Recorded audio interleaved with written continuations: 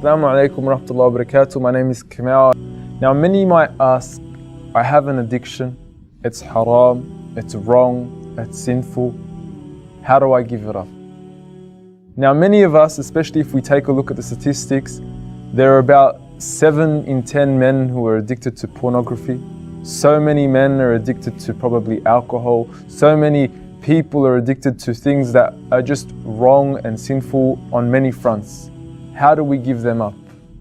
Well, the best advice I could give you is to beat shaitan at his own game. Learn how shaitan manipulates the people.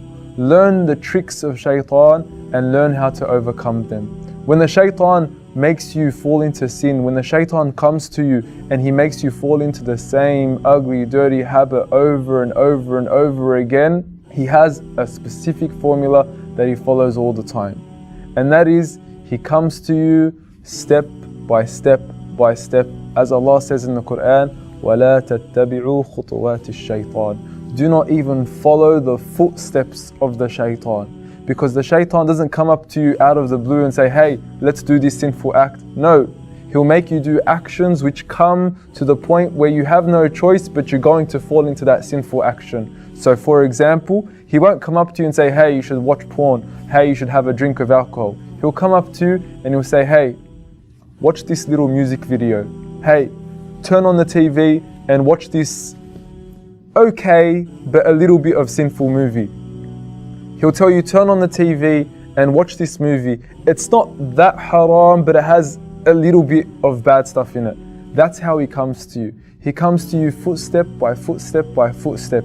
You need to be a master of him at his own game to overcome him, to make sure you do not fall into his footsteps. Because he will come to you whispering, the waswasa of the shaitan, and creeping up to you slowly. So you have to understand that this is how he works. You have to beat him at this. This means don't come anywhere close to the things that which may lead you to that which is haram. If you know by being in a certain environment, if you know by hanging around with certain friends, it may lead you to an action, which may lead you to an action, which may lead you to an action which is haram, avoid it. Stay away from it. How do I know this? Even the disbelievers, even the people that caught to haram, they will admit this. They'll come out in their music videos, in their songs and in their lyrics, they'll say it starts with a look. Then it starts with a conversation. Then it starts with a smile. Then it starts with a hug. And then God knows where it ends. These are the footsteps of the shaitan that you must be aware of in order to avoid falling in to the great sins that Allah has prohibited. So you know yourself. You know yourself better than anyone else does.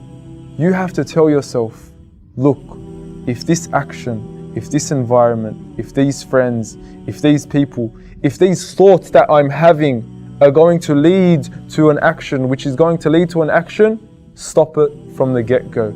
Stop the thought from even entering your head. If the thought even enters your head, just throw it out.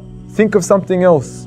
And if that doesn't help you, force yourself to be in an environment which will stop those thoughts from even coming to you, which whatever it may be, however it may be, whether it means going to the masjid, whether it means hanging around with a righteous friend, whether it means avoid being alone or in a context or an environment which may just put that inclination in your heart, avoid it. And force yourself to be in the environments that will protect you. And the best of environments that will protect you are the environments which where the remembrance of Allah is being recited, where the signs of Allah are being reflected. These are the best of environments, and these will save you from falling into these dirty paths of the shaitan.